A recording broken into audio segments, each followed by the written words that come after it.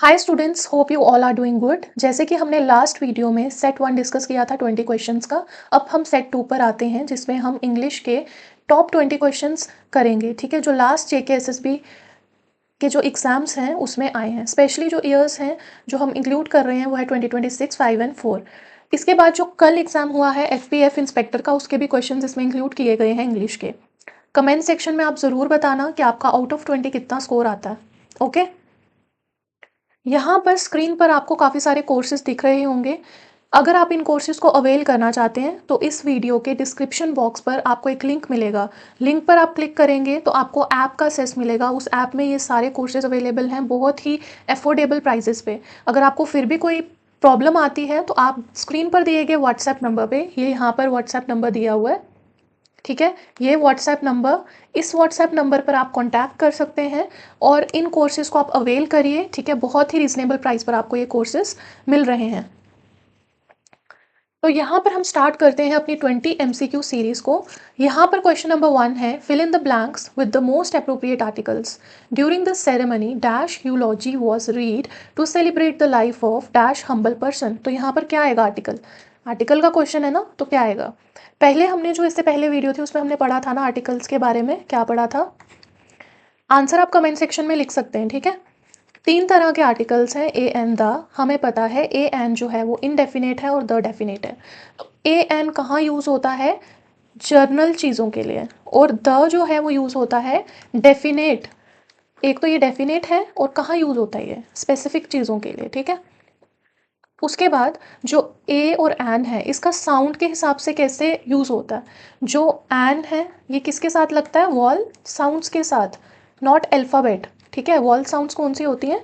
ए, ई, आई, ओ, you, ये होती हैं वॉल साउंड। अगर आपको ऐसी साउंड आती है ए, ई, आई, ओ, यू, आपने ये नहीं देखना है कि ए कहाँ लगा है, आपने ये नहीं देखना, आपने देखना है कि ए वाली आवाज़ कहाँ आ रही है। ठीक है, वर्ड में ऐसी साउंड कहाँ बन रही है वहाँ पर आएगा इन। और इनको छोड़कर, इन वॉल साउंड्स को छोड़कर जितने भी आते हैं वो सारे क्या आते हैं? कॉन्सोनेंट्स। ठीक है, अब यहाँ पर आप चीज़ देखो, ये जो यूलॉजी है ना, यहाँ पर यू की, ये जो हम प्रोनाउंसिएट कर रहे हैं इसको, यहाँ पर आवाज़ किसकी आ रही है? यू। ठीक है, तो ये जो यू है, यू क्या हुआ? कॉन्सोनेंट। तो कॉन्सोनेंट के साथ क्या आता है? ए। तो इसके साथ क्या आएगा? ए। यहाँ पर ये जो फिल इन द ब्लैंक है यहाँ आएगा ए। अब the life of dash humble person, तो जो हम्बल है ना, ठीक है, हम्बल में जो एच है ये क्या है? कॉन्सोनेंट है। एच हमें पता है क्या है? कॉन्सोनेंट। तो कॉन्सोनेंट के साथ क्या आएगा? ए। तो यानी कि option number A is the correct answer. पहले ब्लैंक में भी ए आएगा, सेकेंड ब्लैंक में भी ए आएगा। उसके बाद यहाँ पर एक चीज़ और है कि जैसे यूलॉजी है ना, जैसे ये जो वर्ड था यूलॉजी, ठीक है, ये जो वर्ड था ना यूलॉजी, इसके वैसे ही जैसे यू प्रोनाउंसिएशन आ रहा है साउंड, ऐसे और कौन कौन से होते हैं? जैसे यूनिवर्सिटी, तो यूनिवर्सिटी में भी किसकी साउंड आ रही है? यू की साउंड आ रही है, तो इसके साथ भी ए आएगा। बहुत इंपॉर्टेंट है ये। और यूरोपियन, तो दिख तो हमें ई रहा है, ठीक है, ऐसे देखने में तो हमें ई दिख रहा है, बट हमने क्या देखना है? वॉल साउंड कहाँ है? तो वो नहीं आएगा, यहाँ पे वॉल साउंड नहीं है क्योंकि यहाँ पे क्या बनता है? हम जब बोलते हैं, हम बोलते हैं यूरोपियन कंट्री, तो यू आ रहा है इधर भी, तो यहाँ पे आएगा यूरोपियन कंट्री। ये चीज़ें आपने माइंड में रखनी है। सेकेंड क्वेश्चन पे चलते हैं। क्वेश्चन देखिए और आंसर लिखिए कमेंट सेक्शन में। Fill in the blanks with the most appropriate articles dash story of this movie revolves around dash one eyed man who overcomes many challenges. तो यहाँ पर क्या आर्टिकल आएगा? यहाँ पे जो मूवी की बात हो रही है पर्टिकुलर मूवी है, क्योंकि दिस मूवी बोल रहे हैं तो पर्टिकुलर है, स्पेसिफिक है, तो हमें पता है द आएगा। ठीक है, आगे देखिए, डैश वन आइड मैन। अब ये जो वन आइड मैन है ये कोई स्पेसिफिक पर्टिकुलर नहीं है, एक जर्नल वन आइड मैन की बात हो रही है, तो यहाँ पे क्या आएगा? ए आएगा। क्यों साथ में? क्योंकि वन है, वो की आवाज़ है, कॉन्सोनेंट है, ए आएगा। तो द और ए किस में बन रहे हैं? फर्स्ट ब्लैंक में द, सेकंड में a. Option number B is the correct answer. Given below are four scattered segments of two sentences. Indicate the correct sequence that correctly assembles the segments and complete the sentence. तो ये जो PQRS है ये sentence arrangement है basically. तो sentence arrangement कुछ exams में बहुत ईजी आता है, आप अपनी भी समझ के साथ उसको कर सकते हैं। ठीक है, यहाँ पे फर्स्ट हम सीखेंगे एलिमिनेशन मेथड। कैसे करते हैं, क्योंकि एग्जाम में हमें टाइम सेव करना होता है ना। सबसे पहले पी में देखिए क्या लिखा है, ड्यू टू रैपिड अर्बनाइजेशन, तो ड्यू से तो सेंटेंस स्टार्ट ही नहीं होता, तो ये cancel. Environmental degradation has increased, हाँ यहाँ पर हम इसको कंसिडरेशन में ले सकते हैं कि सेंटेंस यहाँ से स्टार्ट हो सकता होगा, ठीक है। देन आर में and unplanned industrial growth, and से तो कभी कोई सेंटेंस स्टार्ट होता ही नहीं है, और एंड किस लिए यूज़ होता है, दो सिमिलर सेंटेंसेस को जोड़ने का काम करता है एंड। यहाँ पर आर भी नहीं हो सकता। इन मैनी डेवलपिंग रीजन्स, हमेशा याद रखना ये जो प्लेस वाला होता है ना, प्लेस वाली चीज़ें ये हमेशा सेंटेंस के एंड में आती हैं। यहाँ पर ये भी नहीं हो सकता स्टार्ट में, तो स्टार्टिंग में ना पी होगा, ना आर होगा, ना एस होगा, तो जो जो हमारे पास ऑप्शंस हैं जिसमें स्टार्ट में पी है, आर है, एस है, वो सारे कैंसिल हो जाएंगे। ये कैंसिल हो गया, यहाँ भी पी है, ये भी कैंसिल हो गया, और एस वाला भी कैंसिल हो गया, यानी कि हमारा सी ऑप्शन जो है वो करेक्ट है। अब हमें बाकी चीज़ें इसको बनाने की सेंटेंस को यहाँ ज़रूरत ही नहीं है, क्योंकि हमारा यहाँ एलिमिनेशन मेथड काम आ गया है, ठीक है। अगर एलिमिनेशन मेथड काम आ जाए तो हमें ये चीज़ करनी ही नहीं है आगे। अब हम देखते हैं कि सेंटेंस अरेंजमेंट होता कैसे, क्या चीज़ें हैं जिनका हमें यहाँ पर ध्यान रखना है, ठीक है। मेन चीज़ें क्या हैं, कभी भी आप ये चीज़ देखो ना, आपने सबसे पहले क्या देखना है, हमें इन्हें सही ऑर्डर में लगाकर एक मीनिंगफुल सेंटेंस बनाना है। सबसे पहले हम मेन क्लॉज पहचानेंगे, ग्रामर रूल के अकॉर्डिंग मेन क्लॉज यानी सब्जेक्ट प्लस वर्ब होना चाहिए, ठीक है। सब्जेक्ट के साथ वर्ब, मतलब हम मेन क्लॉज देखेंगे। सेकंड हम क्या देखेंगे इसमें, मेन क्लॉज के बाद क्या देखेंगे कि कोई चीज़ है जो इस सेंटेंस का हमें कॉज बता रही है, ठीक है। उसके बाद कुछ वर्ड्स होते हैं जैसे बट वगैरह हो गया, ये मिडल में आते हैं, मिडल ऑफ द सेंटेंस में, ठीक है। और लास्ट में हम उसको सॉल्यूशन या कंक्लूड करते हैं। यहाँ पर देखो ये जो है ना, एनवायरमेंटल डिग्रेडेशन हैज़ इंक्रीज्ड, क्या है इसमें, एनवायरमेंटल डिग्रेडेशन हो गया आपका सब्जेक्ट, और हैज़ इंक्रीज्ड हो गया वर्ब। तो इसलिए सेंटेंस की मेन इंफॉर्मेशन जो है वो क्यू में है, इसलिए सेंटेंस क्यू से ही स्टार्ट होगा। उसके बाद ड्यू टू रैपिड अर्बनाइजेशन जो है, ये क्या हो रहा है, ड्यू टू रैपिड अर्बनाइजेशन, ये ड्यू टू कॉज बताने के लिए यूज़ हो रहे हैं यहाँ पे, लेकिन यहाँ एंड भी है, तो इसीलिए इसका पेयर बन जाएगा, due to rapid urbanization and unplanned industrial growth. तो एंड दो सेंटेंसेस को सिमिलर मीनिंग्स को जोड़ता है। उसके बाद प्लेस वाले जो फ्रेज होते हैं अक्सर सेंटेंस के जो है एंड में आते हैं, मैनी डेवलपिंग रीजन्स, तो यानी ये लास्ट में आएगा। तो इस सेंटेंस की जो फॉर्मेशन होगी वो किस वे में होगी, ये होगी Q P R S. Option number C is the correct answer here. Option number C जो है ना वो आपका करेक्ट आंसर है, बट इसका जो सेंटेंस बनेगा वो किस तरह से बनेगा, ये सेंटेंस बनेगा Q P R S. Option number C is the correct answer. तो ये आएगा एनवायरमेंटल डिग्रेडेशन हैज़ इंक्रीज्ड। ये बहुत ईजी होते हैं सेंटेंस अरेंजमेंट, ठीक है। उसके बाद पी में क्या है, due to rapid urbanization and unplanned industrial growth in many developing regions। Okay, ये इसका आंसर है, ये आपका यहाँ पे सेंटेंस बनेगा। Fill in the blank with the most suitable modal, ठीक है। This is impossible, it dash be a mistake. तो आप देखिए कैन कहाँ यूज़ होता है, माइट कहाँ यूज़ होता है, मस्ट और वुड कहाँ यूज़ होता है। तो कैन जो है ना, पहले हम देखेंगे कैन क्या बताता है, एबिलिटी, यहाँ बताता है पॉसिबिलिटी। माइट क्या बताता है, वीक पॉसिबिलिटी। मस्ट क्या बताता है, बहुत ही ज़्यादा, तो इसका आंसर यही है सी। और वुड आता है हाइपोथेटिकल सिचुएशन के लिए, यानी जो काल्पनिक हैं, जो सोची हुई हैं, ठीक है। तो this is impossible, it must be a mistake. तो मोडेल्स के जो यूजेस है ना, आपको मोडेल्स एक तरह से लर्न भी करने हैं, समझने भी हैं, ठीक है, कि किस में कौन सा किसका क्या यूज़ होता है। ओके, ये क्वेश्चन आया हुआ था हाई कोर्ट एग्जाम में जूनियर असिस्टेंट के। तो यहाँ पे ना, यहाँ पे मैंने बेसिकली सिर्फ 2 ही लिए हैं, वहाँ पे आपको 4 to 5 दिए थे, ठीक है। कि आपको ऐसे दिया गया था डायरेक्शन 6 to 9, और यहाँ पे वर्ड्स जो जैसे मैंने इनऑफेंसिव लिखा है, डाइवर्ज लिखा है, इसमें आपको 4 से 5 मिल रहे थे वर्ड्स, यानी काफ़ी हैवी वेटेज थी वो कैप की, एंटोनियम साइनोनियम की। तो अपोजिट हो गया ना एंटोनियम। तो यहाँ पे हमें पहले देखना है इनऑफेंसिव का मतलब क्या है। इन हो गया नेगेटिव वर्ड है, इन ऑफेंसिव, इन पता है ना आपको नेगेटिव है, तो यानी कि इनऑफेंसिव है ना जो, सॉरी, इनऑफेंसिव, पहले हम इसका मीनिंग देखेंगे। आपको यहाँ ये देखना है कि ऑफेंसिव नहीं है, इनऑफेंसिव है, तो आपको ये चीज़ पहले देखनी है। तो इनऑफेंसिव होता है हार्मलेस, ठीक है, या फिर क्या होता है पोलाइट। तो यहाँ पे इसका अपोजिट पूछा है ना, अपोजिट पूछा है, तो हार्मलेस का अपोजिट क्या होगा, जो चीज़ हार्म करेगी या जो रूड होगी। पोलाइट का आ गया रूड, तो इसका आंसर तो रूड दिया हुआ है यहाँ पर, डी। सेंसिटिव नहीं हो सकता, ठीक है, सेंसिटिव क्या हो गया, जो जल्दी फील करता है। ऑर्गेनिक हो गया नेचुरल, सेंसिबल हो गया समझदार, तो ये तो नहीं है, रूड आंसर है। डाइवर्ज क्या होता है, डाइवर्ज होता है रिवील करना, तो यहाँ पे तो इन्होंने अपोजिट पूछा है, तो यहाँ रिवील तो इसका सिमिलर हो गया, साइनोनियम हो गया, सेम मीनिंग हो गया, तो ये तो यहीं कैंसिल हो जाएगा, पीछे बचे 3। तो कंसील का मतलब क्या होता है, छुपाना, हाइड करना। डिस्गाइज होता है अपनी पहचान छुपाना, असली पहचान छुपाना। ऑप्रेस होता है दबाना। तो यहाँ पे रिवील का अपोजिट क्या होगा, कंसील होगा, छुपाना, ठीक है। Identify the part of the sentence that contain an error to ensure the meaning is clear and relevant. If there is no error, ठीक है, तो आपने क्या सिलेक्ट करना है, no error. This room would appear much more appealing if you put a furniture in that corner, या कोई भी एरर इस सेंटेंस में नहीं है। तो अगर आपका एरर होगा ना इसमें, this room would appear much more appealing, अगर आपको यहाँ कोई गलती दिख रही है तो ऑप्शन नंबर ए होगा। अगर आपको if you put a furniture में दिख रही है तो बी होगा, इन दैट कॉर्नर में दिख रही है तो सी इसके साथ है, और डी इधर है। अगर कोई भी एरर नहीं है तो डी ऑप्शन आंसर है। बट यहाँ हमें एरर दिख रहा है ना, if you put a furniture, furniture क्या है, एक अनकाउंटेबल नाउन है, तो अनकाउंटेबल नाउन के साथ ए एन का यूज़ नहीं होता है। अनकाउंटेबल नाउन आते हैं, जैसे लाइफ हो गई अनकाउंटेबल है, इंफॉर्मेशन हो गई अनकाउंटेबल है, एडवाइस हो गई अनकाउंटेबल है, फर्नीचर हो गया, इक्विपमेंट हो गया, तो ये गलत है, इसमें एरर है। If you put a furniture नहीं होगा, इफ़ यू पुट फर्नीचर होगा। तो बी जो है यहाँ एरर है, तो इसलिए बी इसका आंसर है।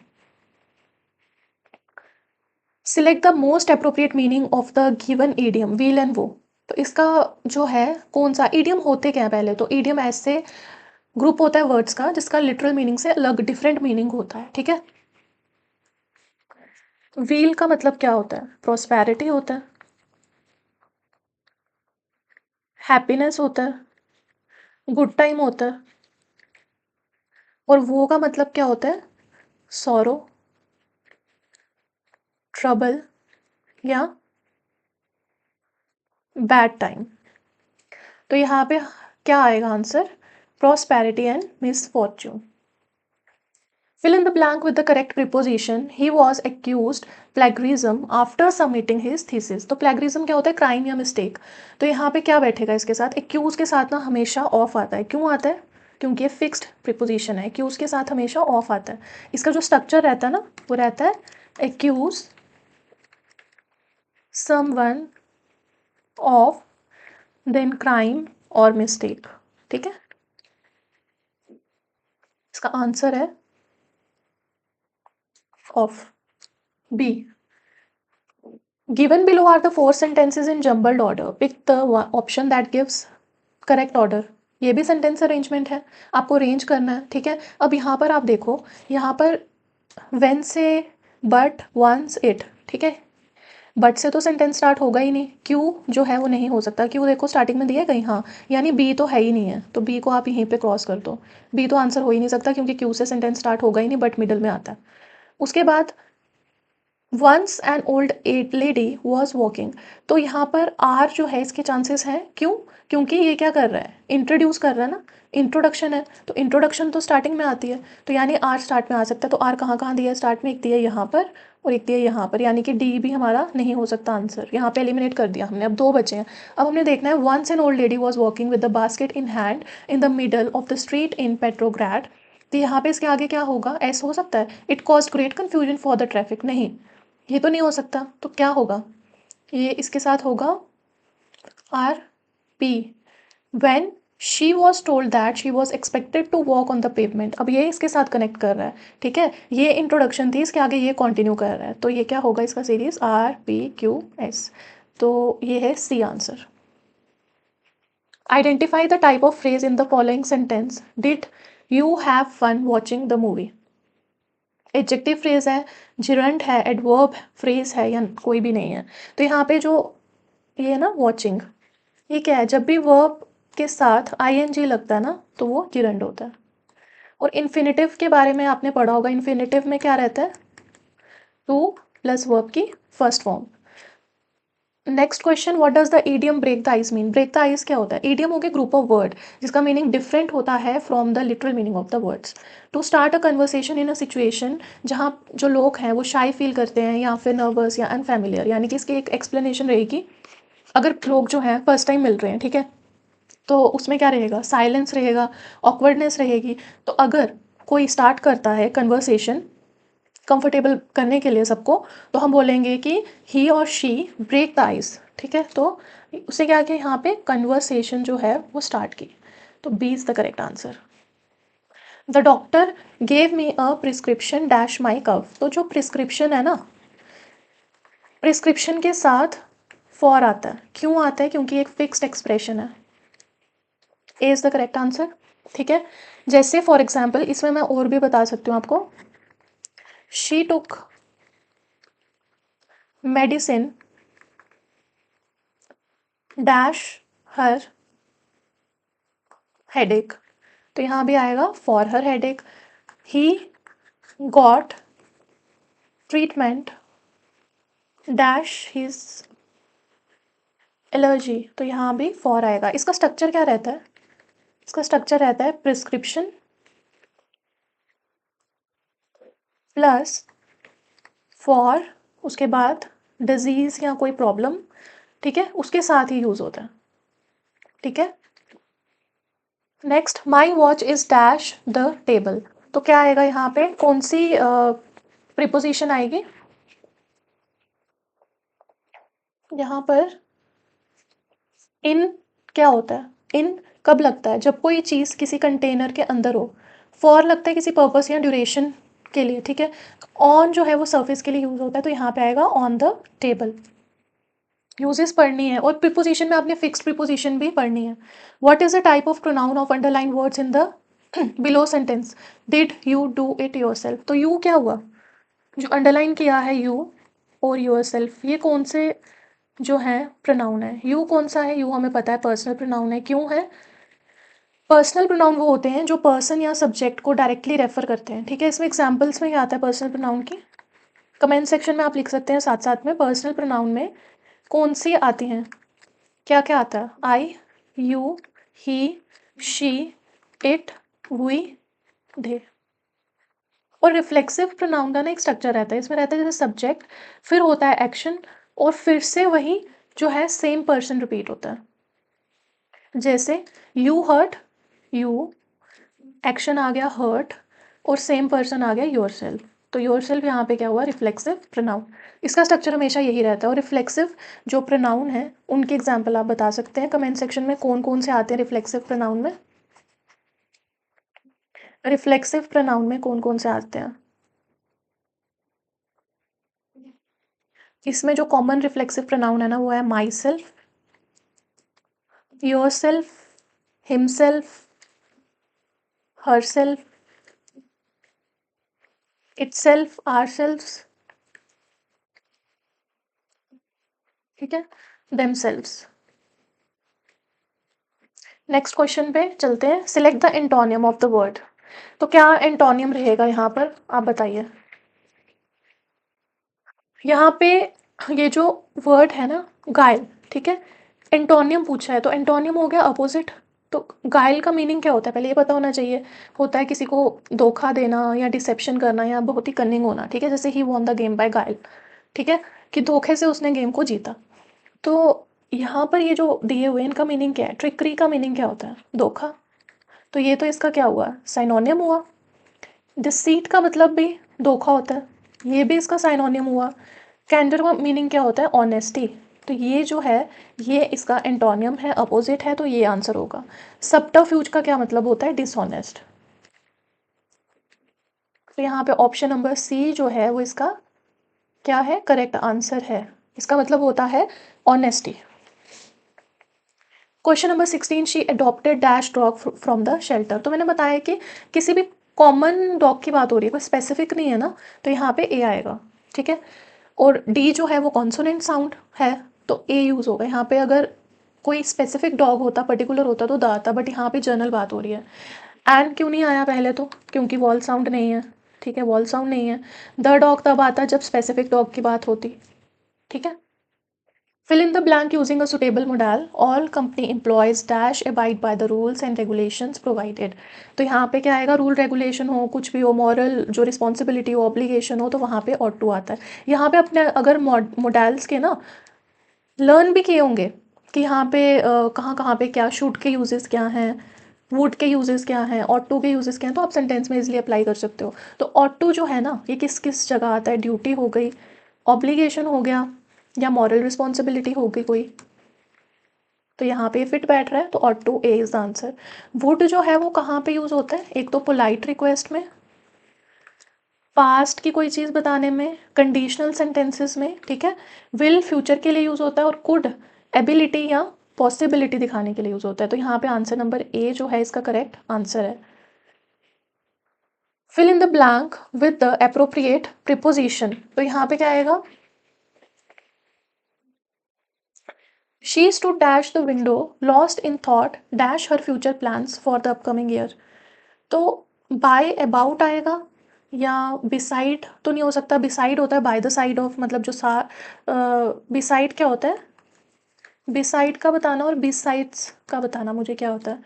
by toward, beside या about, बट यहाँ पे क्या है? she stood by the window होगा, क्यों? near या close to the window, क्योंकि बाय कहाँ यूज़ होता है? नियर या क्लोज टू समथिंग के। जैसे आई, अब जैसे फॉर एग्जांपल यहाँ पे नेक्स्ट में यूज़ हो रहा है अबाउट, क्योंकि यहाँ पर अगर थिंक, थॉट, थिंकिंग होगा तो उसके साथ अबाउट यूज़ होता है, उसके आगे उसका टॉपिक होता है, ठीक है।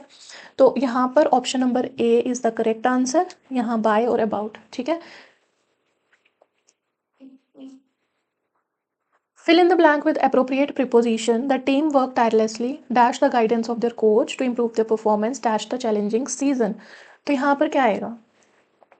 Tirelessly under the guidance of their coach to improve their performance, dash the challenging season. Under और during, during होते हैं किसी टाइम पीरियड के अंदर, तो option number C is the correct answer, ठीक है। अब यहाँ पे ना मुझे बताओ कि जो अंडर है ना, ठीक है, अंडर के बारे में बताओ, अंडर कहाँ कहाँ यूज होता है? ये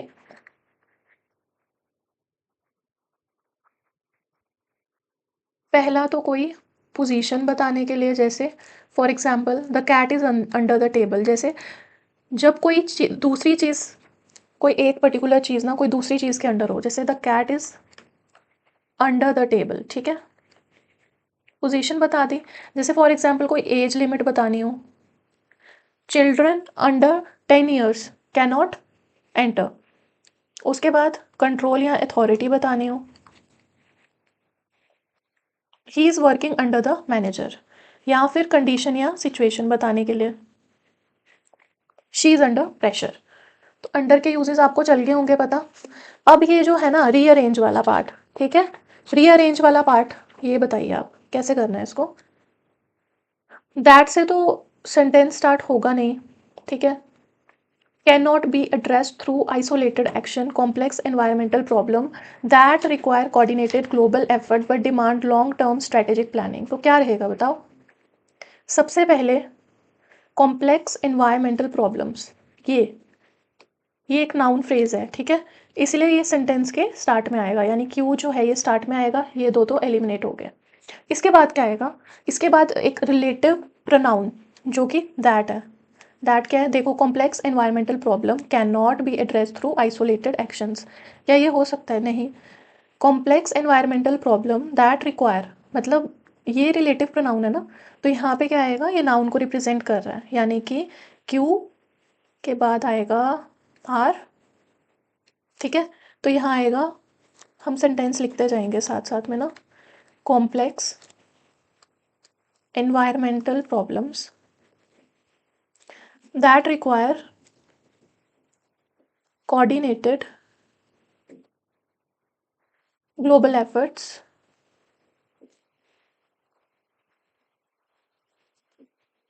इसके बाद क्या आएगा?